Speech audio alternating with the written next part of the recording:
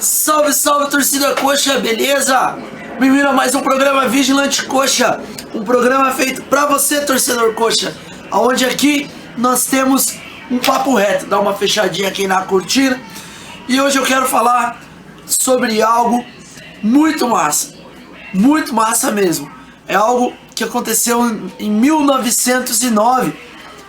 Torcida, o que aconteceu em 1909?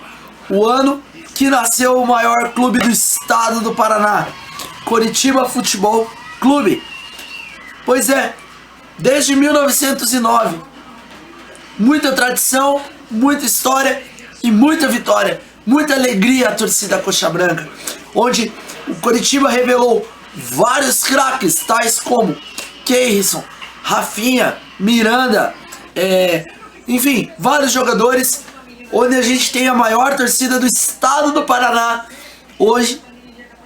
Então, hoje eu quero dizer para vocês o seguinte: parabéns, coxa, parabéns, Coritiba Futebol Clube, sempre nos proporcionando alegrias e atrás de alegrias, e sempre também lotando o gigante de concreto, abalando as estruturas, deixando cada torcedor do Coritiba como um verdadeiro coxa doido. É isso aí, parabéns, Coritiba Futebol Clube, 106 anos de história e tradição.